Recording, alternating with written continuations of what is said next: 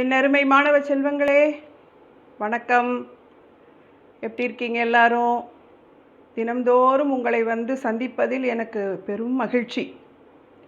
உங்களுக்கும் அப்படி தான் இருக்கும்னு நம்புகிறேன். எல்லாம் சந்தோஷமாக இருக்கீங்களாம்மா? ஹாப்பியாக ஸ்கூலுக்கு போயிட்டு வந்துட்டுருக்கீங்களா?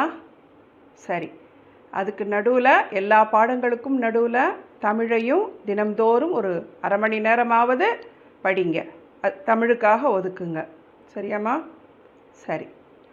இப்போது நம்ம தமிழ் வாழ்த்து பாடலுக்குள்ளே போயிடலாமா? அதுக்கப்புறம் புதிய பாடத்தை தொடங்கலாம். சொல்லலாமா? நிமிர்ந்து உட்காருங்க, கண்களை மூடிக்கோங்க, கைகளை கூப்பிக்கொள்ளுங்கள். ஆரம்பிங்க. உயிர் கொடுத்த தாயே, உரு கொடுத்த தந்தையே, அறிவெனும் குருவே, அருள் காட்டும் இறையே, இடம் கொடுத்த நாடே, இனம் காத்த மொழியே, தமிழே என் மூச்சே, தலைவணங்கி வணங்குதும் நாங்கள். சரி, தமிழை வணங்கியாச்சு. இப்போ நம்ம என்ன பார்த்துட்ருக்கோம்? நேற்று தான் சந்திச்சுட்டு போனோம், அதனால் மறந்துருக்காது உங்களுக்கு. இயல் 4 பார்த்துட்ருக்கோம். அதில் இடையீடு என்ற சி மணி அவர்களின் பாடலை நேற்று பார்த்தோம். இன்னைக்கு 8 தொகை நூல்களில் ஒன்றான புறநானூறு, அதிலிருந்து ஔவையார் அவர்கள் பாடிய ஒரு பாட்டை பார்க்க போகிறோம். இந்த இயல் எல்லாமே கவனிச்சிங்களாமா? கல்வி சம்பந்தமாக, அறிவு சம்பந்தமான விஷயங்களாக இருக்குது, மையமாக இருக்குது. நான் உங்ககிட்ட முதலே சொன்னேன்ல, ஒவ்வொரு இயலும் ஒவ்வொரு மையப்பொருளை கருத்தாக கொண்டு தான் பாடம் செல்லும் அப்படின்னு சொன்னேன். இந்த இயல் கல்வி சம்பந்தமான, அதனால் பெறக்கூடிய அறிவு சம்பந்தமான விஷயங்களை சொல்லி செல்வதாக அமைய பெற்றிருக்கு இல்லையா? கவனிச்சிங்களா? இந்த புறநானூற்று பாடலும் அப்படிப்பட்ட ஒரு பாட்டு தாம்மா. சரி, இதை பாடியவர், புறநானூறில் 400 பாட்டு இருக்குது, புறமில் 400 பாட்டு இருக்குது. அதில் இந்த பாட்டை பாடினவங்க வந்து ஔவையார். இப்போ அதை பற்றிய நுழையும் முன் பார்க்கலாமா? பாருங்க, பக்கம் 89. வாழ்வின் அணியாக விளங்குவது கல்வி. கற்றோர் எந்நிலையிலும் சிறந்தே இருப்பர். தாழும் நிலை வரினும் கலங்காது அறிவால் உலகையே சொந்தமாக்கிக் கொள்வர். எங்கு சென்றாலும் மற்றவர் மதிப்பை பெறுவர். எல்லா புகழும் உடைய கற்றோரது செம்மாப்பு இங்கு கவிதையாக காட்சிப்படுத்தப்பட்டுள்ளது. இதுதான் உங்கள் நுழையும் முன், இன்ட்ரோடக்ஷன், முன்னுரை. என்ன சொல்லியிருக்காங்க? வாழ்வின் அணியாக விளங்குவது கல்வி. அதுதான் நம்ம பல தடவை நம்ம சொல்லிக்கிட்டே வரோமே. கல்வி இல்லை அப்படின்னு சொன்னால் அவங்க வந்து கண்களை இழந்தவர்களாவார் அப்படின்னு வள்ளுவர் பெருந்தகையே சொல்லியாச்சே. ஸோ கல்வி அப்படிங்கிறது தான் நம்மளுடைய அகக்கண்ணை திறக்கக்கூடிய ஒரு கருவியாக இருக்கின்றது. அதனால் அது யாருமே, அதனால தான் கற்கை நன்றே கற்கை நன்றே பிச்சை புகினும் கற்கை நன்றேன்னு சொன்னாங்க இல்லையா? பிச்சை எடுத்தாவது கல்வி கற்கணும் அப்படின்னு சொன்னாங்க இல்லையா? அந்த அளவுக்கு கல்விக்கு இம்பார்ட்டன்ஸ், முக்கியத்துவம் கொடுத்துருந்தாங்க. கற்றோர் எந்த நிலை வந்தாலும் சரி உயர்வாக தான் இருப்பார்கள். தன் நிலை வந்து அவங்க தாழவே மாட்டாங்க, சீப்பாக பிஹேவ் பண்ணவே மாட்டாங்கம்மா. கற்றவர்கள் எப்போவுமே தனியாக தெரிவாங்க, ரொம்ப பக்குவமாக இருப்பாங்க, அமைதியாக இருப்பாங்க, பொறுமையாக இருப்பாங்க, நல்ல தேர்ந்தெடுத்த சொற்களை பேசுவாங்க, வாய்க்கு வந்ததெல்லாம் பேச மாட்டாங்க, மனம் போன போக்கில் போக மாட்டாங்க. இதெல்லாம் கற்றோருடைய சிறப்பு, தனியாக தெரிவாங்க அவங்க. தாழும் நிலை வரினும், தன்னுடைய நிலைமை ஃபினான்ஷியலி, பொருளாதார ரீதியாக வந்து கீழே வந்தாலும் கூட அதுக்காக அவங்க கலங்காமல் அறிவால் இந்த உலகத்தையே சொந்தமாக்கி கொள்வார்கள் அப்படின்னு சொல்கிறாங்க. நீங்கள் தான் பார்க்குறீங்களே, அறிவாளிகள் எல்லாமே வந்து உலகத்தினுடைய பல நாடுகள்லையும் இருந்து இன்றைக்கி சம்பாதிச்சுட்டு இருக்காங்க இல்லையா? அறிவு இல்லை, படிப்பு இல்லை அப்படின்னு சொன்னால் நாடு கடந்து போக முடியுமா? யோசிச்சு பாருங்கள் கொஞ்சம், இல்லையா? ஸோ ஏன்னா அவங்களுக்கு இப்போ நிலை இறங்கக்கூடிய இடத்தில் கூட அவங்க வந்து தன்னிலை வந்து மாற மாட்டாங்க, கலங்க மாட்டாங்கன்னு சொல்ல காரணம் என்னென்னா, அவங்களுக்கு நல்லா தெரியுமா, செல்வம் என்பது நிலையற்றது, கல்வி ஒன்றுதான், அறிவு ஒன்றுதான் நிலையானது, செல்வம் என்பது நிலையற்றது என்பது அவங்களுக்கு நல்லா தெரியும். அதனால் அதுக்காக கலங்க மாட்டாங்க. நாம் நல்ல ஸ்ட்ராங்காக இருந்தோம் அப்படின்னு சொன்னால் எந்த நிலையிலும் நாம் பொருளை சம்பாதித்து கொள்ளலாம். உடல் ஆரோக்கியமாக இருக்கணும், ஆயுள ஆண்டவன் தரணும், அவ்வளவுதான். சம்பாதிச்சுக்கலாம். அதனால் கலங்க மாட்டார்கள். எங்கு சென்றாலும் மற்றவர் மதிப்பை பெறுவர். கற்றோருக்கு சென்ற இடமெல்லாம் சிறப்பு அப்படின்னு கேள்விப்பட்டிருக்கீங்களா? அதுதான், எங்கே போனாலும். ஏன்னா கற்றோரே காமுறுவர், கற்றோரே காமுறுவர் அப்படின்னு சொல்லுவாங்க. காரணம் என்ன அப்படின்னு சொன்ன, காமுறுவர்னா அவங்க தான் விரும்புவாங்க. படித்தவங்களாம் ரொம்ப பிடிக்கும். படித்தவங்களுக்கு தான் பிடிக்கும் ரொம்ப. நீங்கள் பள்ளியில் கூட நீங்கள் கொஞ்சம் யோசித்து பாருங்களேன்.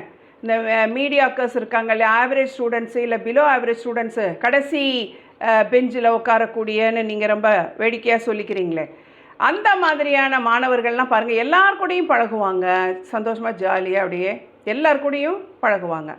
ஆனால் நல்லா படிக்கக்கூடிய அபவ் ஆவரேஜ் ஸ்டூடெண்ட்ஸ் எல்லாம் நல்லா யோசிச்சு பாருங்கள். உங்களுடைய பள்ளிகள்லேயே அவங்க எப்போவுமே கொஞ்சம் அமைதியாக இருப்பாங்க, டிசிப்ளின்டாக இருப்பாங்க, செல்ஃப் டிசிப்ளின்டாக இருப்பாங்க, சுய ஒழுக்கம் அதிகமாக இருக்கும் அவங்களுக்கு. ஆனால் ஃப்ரெண்ட்ஷிப் வச்சுக்கிறது பார்த்திங்கன்னா கண்டிப்பாக நட்பு கொள்வது நல்லா படித்தவர்களோடு தான் நட்பு கொள்வார்கள். அதை தான் சொல்லியிருக்காங்க, கற்றாரை காமுறுவர் அப்படின்னு சொல்லி. படித்தவங்களுக்கு தான் படித்தவர்களுடைய அருமை தெரியும் அப்படின்னு பழஞ்சொல் ஒன்று உண்டு. எனவே எப்படி பார்த்தாலும் கல்வியினால் பெறக்கூடிய அறிவு நமக்கு பெருமையைத்தான் தேடி தந்திருக்கின்றது. எல்லா புகழும் உடைய கற்றோரது செம்மாப்பு.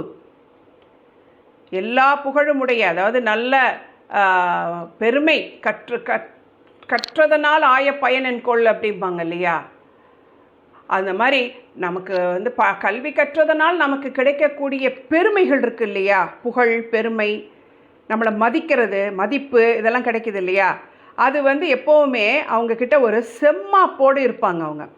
புதிய வார்த்தை இது, செம்மாப்பு அப்படின்னா என்னன்னு தெரியுமா? இருமாப்புன்னு சொல்லுவாங்க இல்லையா, அவங்களுக்கு இருமாப்பு இருந்தால் ஒன்றும் தப்பு கிடையாதுமா.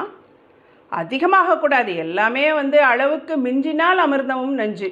அமிர்தமே நஞ்சாகும்போது மற்ற விஷயங்கள்லாம் நம்ம கேட்கணுன்னு அவசியம் இல்லை. ஸோ எல்லாமே ஒரு அளவோடு இருந்தால் அதில் தவறில்லை. இந்த இருமாப்பு அப்படிங்கிறதுனா நல்லா சொல்லணும்னா அது வந்து ஒரு கௌரவம், படித்தவர்கள் என்ற ஒரு கௌரவம், கொஞ்சம் திமிரும் இருக்கும் இல்லையா. ஆங்கிலத்தில் சொல்லணும்னா ஒரு மெஜஸ்டிக் லுக் அப்படிம்பாங்கல்ல, கம்பீரமான ஒரு மெஜஸ்டிக் லுக், கம்பீரமான ஒரு தோற்றம் அப்படின்னு சொல்லுவாங்க இல்லையா. இதெல்லாம் அந்த மிடுக்கு, எத்தனையோ வார்த்தைகள் சொல்லலாம், மிடுக்கு, கம்பீரம், எத்தனையோ வார்த்தைகள் சொல்லலாம் நம்ம. இதெல்லாம் யாருக்கு வரும் அப்படின்னு பார்த்தீங்கன்னா கற்றவர்களுக்கு தான் அந்த கம்பீரம் வரும். காரணம் என்ன அப்படின்னா அவங்களுக்கு தான் அந்த கான்ஃபிடென்ஸ் இருக்கும். கான்ஃபிடென்ஸ், தன்னம்பிக்கை அதிகமாக இருக்கும் கற்றவர்களுக்கு. அதனால தான் கல்வி பயிலணும்னு சொல்கிறாங்க. அவங்க யாரையும் தொங்கிக்கிட்டுலாம் இருக்க மாட்டாங்க, தன்னை நம்புவார்கள், தன் அறிவை நம்புவார்கள். அதனால் அவங்களுக்கு அந்த தன்னம்பிக்கை அதிகமாக இருக்கிறதுனால அந்த ஒரு ப்ரைடு, ஆங்கிலத்தில் ப்ரைடுன்னு சொல்லுவாங்க, கொஞ்சம் பெருமை, கொஞ்சம் கர்வமும் இருக்கும். அப்படிப்பட்ட ஒரு தருணம் எல்லாருக்குமே, அது எப்போவுமே அந்த இதோட அலைய மாட்டாங்க. ஆனால் சில சமயங்களில் நம்ம கல்வியை அல்லது நம்மை யாராவது மதிக்க தவறினால் நமக்கு அது கொஞ்சம் வெளியில் வரும். நம்ம இவ்வளோ ஒரு அறிவாளியாக இருக்கோம், அதுக்கு கூட ஒரு மரியாதை கொடுக்க மாட்டேங்கிறாங்களே, நம்மக்கிட்ட இருக்கக்கூடிய கல்விக்கு கூட ஒரு மரியாதை கொடுக்க மாட்டாங்களே அப்படின்னு சொல்லும்போது தான் அந்த இருமாப்பு, அந்த ப்ரைடு, அந்த பெருமை எல்லாம் அவங்களுக்கு, இந்த கர்வம், அதெல்லாம் கொஞ்சம் அப்படியே கொஞ்சம் மேலே வரும். ரொம்ப அதிகமாகலாம் இருக்காது அவங்களுக்கு. எங்கே அதை எதை எப்படி கட்டுப்படுத்தணுங்கிறது கற்றோர்களுக்கு நல்லாவே தெரியும். தப்பாக புரிஞ்சுக்காதீங்க நான் சொல்கிறத, சரியா? ஸோ அதுதான் இந்த செம்மாப்புங்கிறது. இப்போ அதை மாதிரி ஒரு தருணத்தில் தான் ஔவையார் இந்த பாடலை பாடியிருக்காங்க அப்படின்னு ஒரு இன்ட்ரோடக்ஷன், ஒரு அறிமுகம் செய்கிறாங்க இந்த பாட்டுக்கு. என்ன அப்படின்னு சொன்னால் அவங்க எல்லாருக்கும் தெரிஞ்சிருக்கும். நல்ல ஔவையாரினுடைய நெருங்கிய நண்பர் யாருன்னு பார்த்தீங்கன்னா அதியமான். சின்ன பிள்ளைல நமக்கு கதையெல்லாம் சொல்லியிருக்காங்கல்ல, ஔவையாருக்கு கிடைத்த ஒரு அரிய நெல்லிக்கனியை வந்து அதியமானுக்கு கொண்டு போய் கொடுத்தாங்க அந்த அம்மா. ஏன்னா அவர் வள்ளல்களில் ஒருவர் இல்லையா, கடை 7 வள்ளல்களில் ஒருத்தர். ஸோ அவர் வந்து இருந்தால் தான் இந்த வறியவர்கள், ஏழைகளுக்கு உதவக்கூடிய எண்ணம் கொண்ட அவன் நீடூடி வாழ வேண்டும் என்ற எண்ணத்தில் அந்த நெல்லிக்கனியை அரிய நெல்லிக்கனியை கொண்டு போய் அவங்க அதியமானுக்கு கொண்டு போய் கொடுத்தாங்க. அந்த அளவுக்கு நட்பு கொண்டவர்கள் யார்? அதியமானும் ஔவையாரும். அப்படி இருந்தும் ஒரு தருணத்தில் என்ன காரணமோ, அவர் ஒரு சிற்றரசன் இல்லையா அதியமானும், என்ன காரணத்தினாலோ ஔவையாரை சந்திக்கிறதுக்கு கொஞ்சம் தாமதமாகுது. ஆனாலும் அந்த அம்மா கடுப்பாயிடுறாங்க. என்ன இருந்தாலும் நண்பர்கள் இல்லையா, கொஞ்சம் இன்னும் அதிகமாகவே உரிமையோடு கோவப்பட்டுக்கிறாங்க. தாமதிக்க வச்சுட்டாங்களே அப்படின்னு சொல்லி, நம்மளை காக்க வச்சுட்டாங்களே அப்படிங்கிற அந்த ஒரு வருத்தத்தில் கோபத்தில் பாடிய பாடல் தான் இப்போ உங்களுக்கு பாடப்பகுதியாக அமைஞ்சிருக்கு. இப்போது நம்ம நூல்வெளிக்கு போயிடலாம். பக்கம் 90க்கு வாங்க, நூல்வெளிக்கு போயிடலாம். பாட்டை நாளைக்கு தாம்மா எப்பவும் போல் பாடலை நாளை தான் நடத்துவேன். இன்றைக்கி நுழையும் முன் நூல்வெளியோடு நிறுத்திப்பேன். சரியா? சரி, பாருங்கள். சிற்றரசனான அதியமான் நெடுமான் அஞ்சி பரிசில் தராமல் காலம் நீட்டித்த போது ஔவையார் பாடிய பாடல் நமக்கு பாடப்பகுதியாக கொடுக்கப்பட்டுள்ளது. இதை நான் உங்களுக்கு விளக்கிட்டேன். இப்பாடல் இடம்பெற்றுள்ள புறநானூறு 8 தொகை நூல்களுள் ஒன்று. இதுதான் நமக்கு செய்தி. இது 2 மார்க் கொஸ்டின்லையும் கேட்பாங்க. நான் புறநானூறு டெஃபினிஷன்லாம் நான் முந்தைய காணொளியில் உங்களுக்கு விளக்கமாக படத்தோட விளக்கி இருக்கேன். அதனால் அதை போய் பார்த்துக்கோங்க. திருப்பியும் நம்ம அதுக்குள்ளே போக வேண்டாம். இப்போ புறநானூறு என்பது ஒரு 8 தொகை நூல்களில் ஒன்று அப்படிங்கிறது ஒன்று புரிஞ்சுக்கோங்க.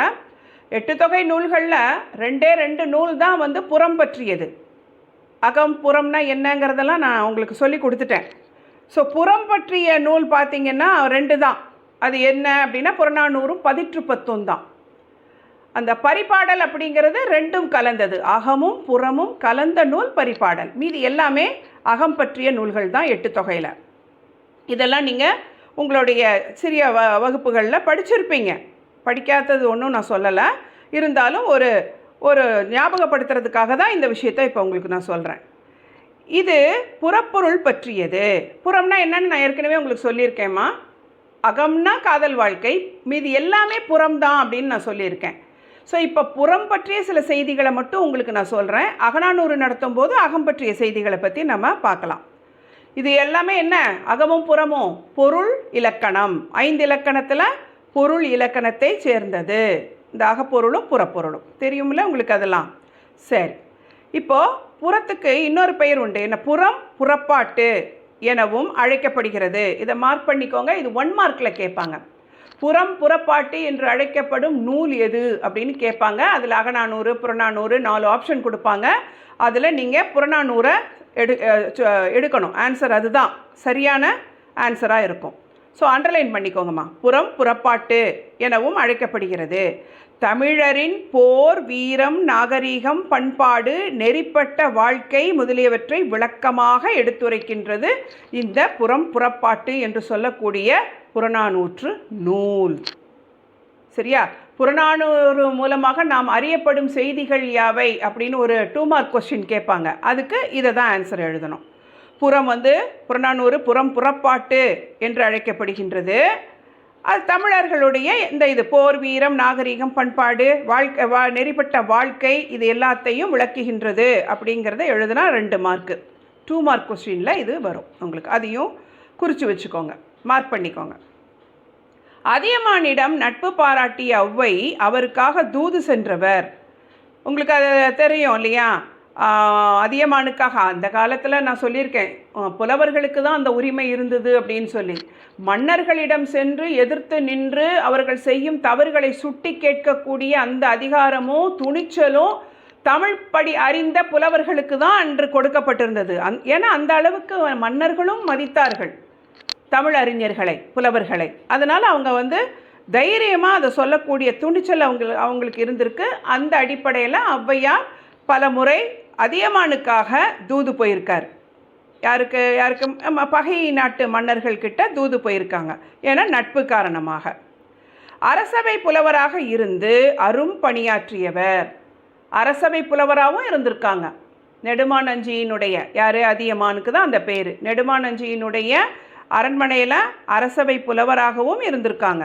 அந்த அளவுக்கு அவங்க 2 பேரும் நெருங்கிய நண்பர்கள். சரியா?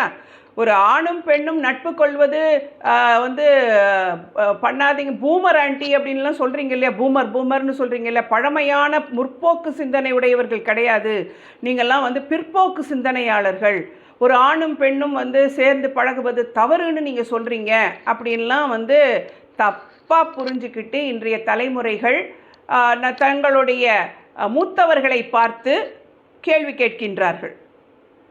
அவங்களுக்கெல்லாம் இதுக்கு ஒரு பதில் இது அந்த காலத்திலேயே, சங்க காலத்திலேயே, ஔவையார் காலத்திலேயே ஆணும் பெண்ணும் நட்பாக இருந்ததற்கு சாட்சி இதோ.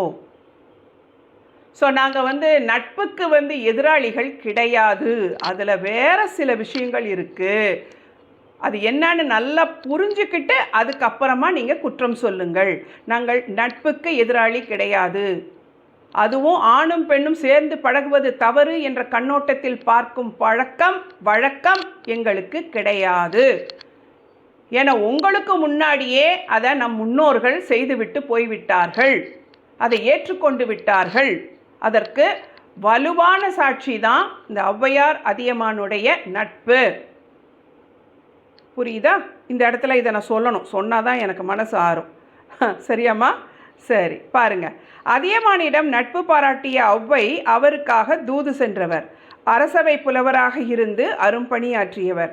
இவர் பாடியதாக அகநானூற்றில் 4, குறுந்தொகையில் 15, நற்றிணையில் 7, புறநானூற்றில் 33 என 59 பாடல்கள் நமக்கு கிடைத்துள்ளன.